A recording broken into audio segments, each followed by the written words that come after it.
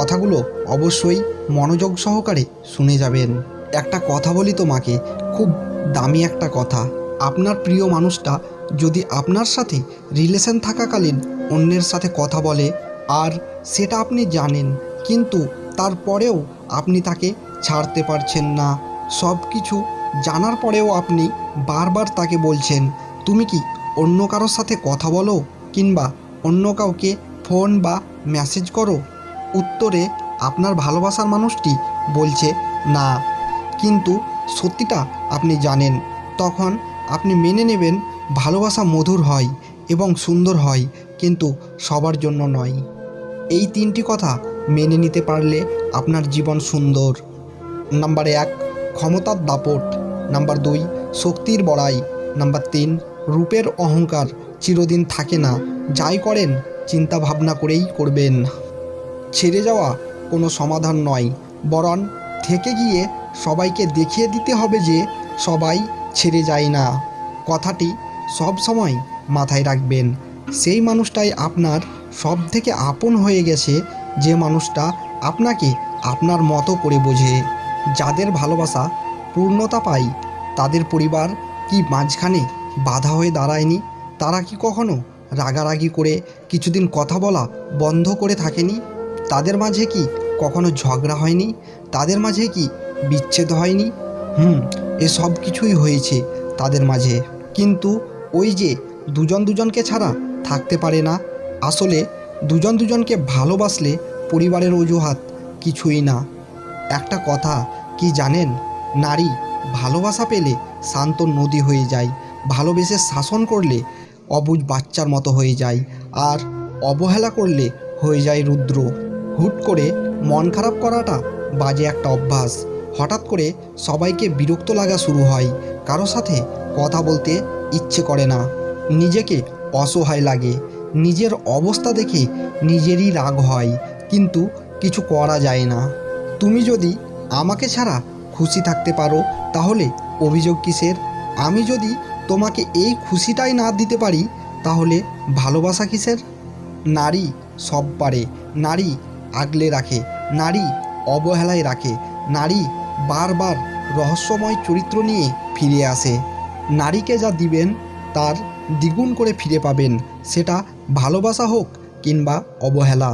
মনকে প্রশ্ন করলাম, তোমার আপন কেউ ছেড়ে চলে গেলে তুমি কি করবে? উত্তরে মন বলল, যে আপন সে কখনোই ছেড়ে চলে যায় না, আর যে চলে যায় সে কখনোই আপন ছিল না। তেল দিয়ে রাখতে পারিনি, তাই হয়তো প্রদীপটি নিভে গেছে। শুধু শুধু বাতাসের দোষ দিয়ে কি হবে? যাকে তোমার জন্য তৈরি করা হয়নি সে তোমাকে ছেড়ে যাবেই, আর যাকে তোমার জন্য তৈরি করা হয়েছে সে সব কিছু ছেড়ে তোমার কাছেই আসবে।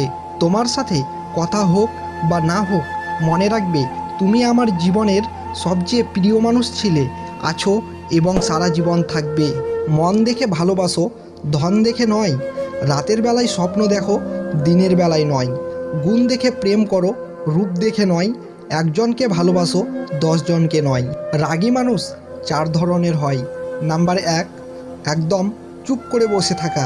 নাম্বার 2, হাতের সামনে যা পাই তা ভাঙচুর করে দেওয়া। নাম্বার 3, রাগে হুটহাট যাকে তাকে ব্লক করে আইডি ডিঅ্যাক্টিভেট করে দেওয়া। নাম্বার 4, কেউ কেউ তো আবার রাগ করলে নিষ্পাপ শিশুদের মতো কেঁদে ফেলে, কিন্তু রাগ শেষে এই মানুষগুলোই অত্যন্ত মায়াবী এবং সুন্দর মনের অধিকারী হয়।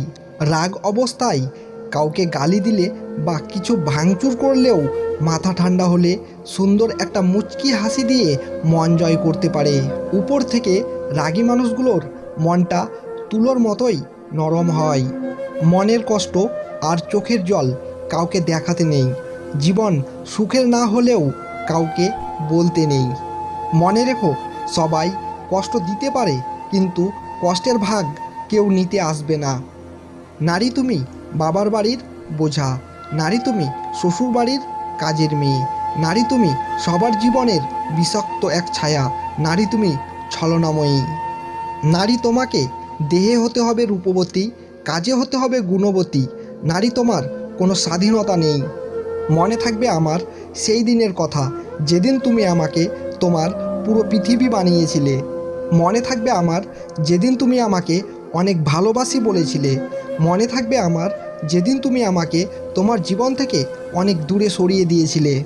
মনে থাকবে আমার যেই রাতে তুমি অন্য কাউকে ভালোবাসি বলেছিলে। মনে থাকবে আমার যেদিন তুমি আমার রাগ ভাঙিয়েছিলে। মনে থাকবে আমার যেদিন তুমি অন্যর রাগ ভাঙিয়েছিলে।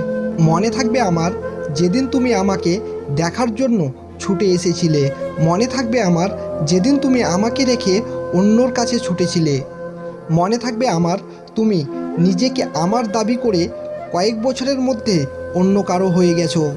সো ভিউয়ার্স, দয়া করে ভিডিওটিতে একটি লাইক করে দেবেন। আপনাদের একটি লাইক আমাদেরকে পরবর্তী ভিডিও বানাতে অনেক মোটিভেট করে। আর হ্যাঁ, কমেন্টে আপনার মতামত জানাতে একদম ভুলবেন না। আপনি যদি আমাদের চ্যানেলে নতুন হয়ে থাকেন তাহলে অবশ্যই চ্যানেলটিকে সাবস্ক্রাইব করে আমাদের পাশে থাকবেন। ফিরে আসছি নতুন কোনো ভিডিও নিয়ে। ততক্ষণের জন্য নিজের প্রতি খেয়াল রাখুন, সুস্থ থাকুন। ধন্যবাদ।